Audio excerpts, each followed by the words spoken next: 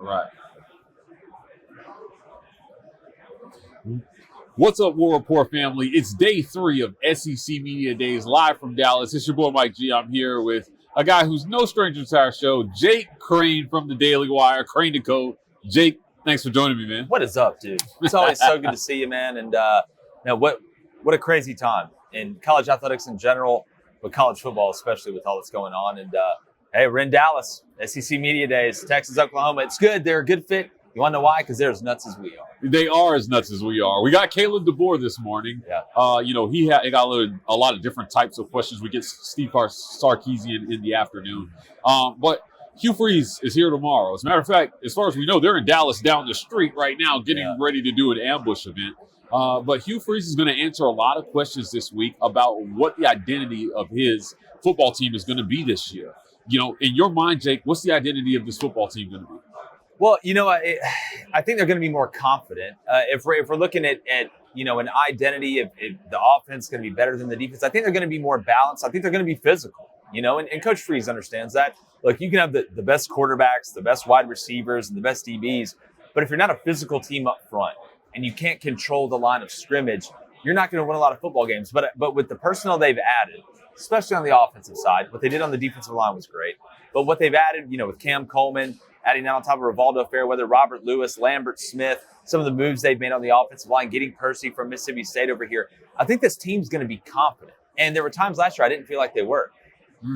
It feels like nobody's talking about Jarquez Hunter, right? Yeah. Well, good. After last offseason, I'm actually glad about that right now. Fair enough. Yeah. I was filling out my All-SEC preseason ballot earlier today. And I saw his name, and I was like, man, one of the best returning running backs in the conference is not really being heralded. What do you expect from him this year? Well, just on that point, I don't think Auburn's being talked about a lot, to be honest, which is good. And I know Hugh Freeze and them, you want to win media day. You don't want to say anything that's giving anybody any extra motivation. But as far as Jarquez, he's one puzzle piece away from being a complete back. And I think that's being a better receiver out of the backfield, being a more consistent receiver, being able to catch the ball and create even more. Because once he gets going, we've seen him, whether it's making moves in the box, he can see it in the box. When he gets outside the box, his pass blocking has gotten better. He's not afraid to stick his face in it. But once he can become that receiving threat, and you add that onto the RPO style of system, now there's no tendencies when he's in the game. So that's the piece I'm looking at him to finalize. Not that he's a bad receiver, but he needs to become one of the reasons Najee Harris decided to come back was to be a more complete back. And you look around the league, Jarquez, you can make an argument he's the top running back in the SEC. Ooh, top running back in the SEC is high praise. You can make it. Look, a lot of talk is going to be had about Cam Coleman, the dynamic freshman, the top 5 recruit in all of college football coming in, Hugh Freeze's prize of the 2024 class. Now, he's a guy out of Central Phoenix City. It felt like with Saban retiring, there was an opportunity for Auburn to get back there and retake some of the areas that Alabama has been rating just around Auburn for top recruits. What are we expecting from Cam Coleman this season? We know he's going to start from game 1, but I've been seeing clips all over social media of people using Cam Coleman on a new NCAA video game. It's been amazing. Well, we finally got one. Oh, my gosh. Every Auburn fan out there is going to know exactly what I'm talking about. We finally got one. Look, I was talking with Jim Nagy, executive director of the Senior Bowl, about him, and he's like, look, we know. He's like, he's real very deal. Close to Julio. That's a legit comparison. I think if you look at the timeline, Julio was kind of the guy that got the ball rolling for Nick Saban in Alabama. Same build, too, Same right? build. Yeah. Now, listen, I'm not saying that's unfair to ask him to be Julio Jones, but he's at least what I've seen so far. And you got to go do it in the games when it matters the most. But he's a complete receiver. He's big. He can turn 50-50 balls into 80-20 balls. He's got strong hands. He's not afraid to block. He can sink his hips and get in and out of routes. Sammy Coates was a heck of a receiver at Auburn, but he was more of a straight line guy.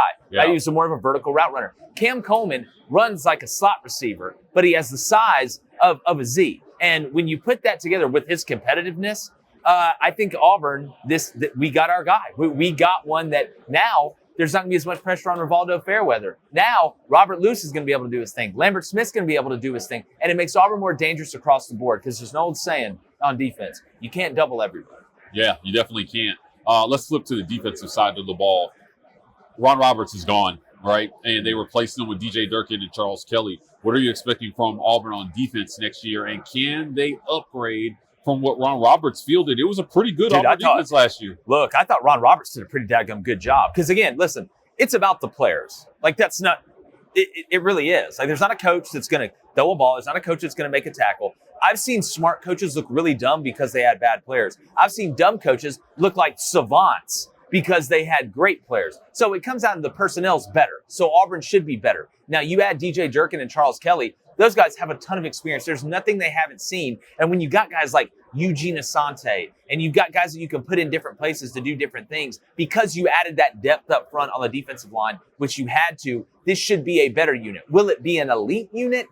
I don't think so, but it will be better, and Auburn will be more balanced. And I'm telling you, sleep on them at your own risk. Sleep on this team at your own risk, and I hope nobody talks about them, because that just gives more motivation to Hugh Freeze and that coaching staff to sit here and say, look, nobody believes in you. They don't think you're worth anything. Now you go out there and show them. And with this schedule, I think this could be the year we look back and say, this is when it started.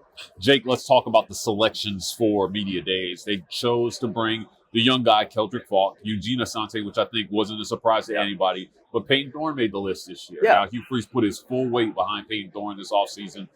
We told everybody they weren't going to pick up a quarterback from the portal. They didn't. And he said, listen, I think if we upgrade the pieces around Thorne, we'll see a better Payton Thorne. Might have been a disaster for him to leave Thorne at home. Yeah, you can't do that, right? Yeah. So what do you expect to hear from Thorne? What should Thorne say this week to fans and to the world? Well, I think he's going to take a lot of responsibility for what happened last year, even though it wasn't all his fault. Like we always say, the quarterback gets too much credit, too much of the blame. And look, Payton could have played better, right? But you got to have pieces around you. Football's the ultimate team sport. Cam Newton's the closest thing we'll ever see to one person being able to win a game by themselves. And even he didn't win it by himself, but he came about as close as you possibly can. So I think Payton's going to be very matter of fact. I think he's going to talk about his excitement of being in year 2 under Hugh Freeze and knowing the terminology, even though the OC is different, it's still going to be very similar terminology, and Coach Freeze is going to be calling the plays. But I think you're going to see a little twinkle in his eye because he sees the pieces that are around him. He sees that offensive line that he feels like he can really trust. So I think you're going to see an excited Payton. I want to end talking about Hugh Freeze. When he takes the stage tomorrow, like, think about this. 3 years ago, Brian Harsin took the stage. Oh, God, and we tried to forget it. We talked a lot about what do we need to hear from Brian Harsin in year 1 and 2. I thought he had fairly decent Media Days messaging, but for Hugh Freeze in year 2 of this thing, what's the message to the world? It felt like in year 1 it was like, I need talent, I need to recruit. Do we expect to hear the same thing from him, or what should he say to instill confidence that Auburn is moving the right direction? Well, I think he's going to tell people, he feels like he upgraded, like this team is upgraded. He's going to say, we're still not where I want us to be, which is what every coach says all the time. And they're not. It's still a work in progress.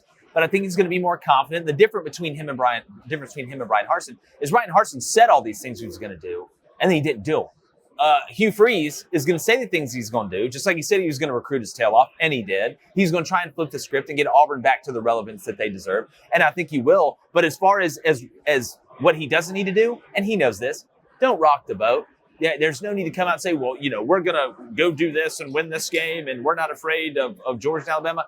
No, and Coach Freeze knows that. He's a smart guy. Coach speak is a good thing sometimes, but I think you're going to see him. I talk about Payton Thorne, a little twinkle in his eye. Coach Freeze knows they've upgraded, and bringing Falk, I think speaks volumes about the type of player they think he is and the type of leadership he brings and the culture of that locker room. Yeah. So I think that was a very good sign for Auburn fans when his name got announced. I'm a little surprised that it wasn't Keontae Scott, honestly. I thought he would have been a good selection for We need Falk. Look, go get the quarterback, dog. Just go get the quarterback. That pass rush, I think, is something that everybody is going to be keeping an eye on here in 2024.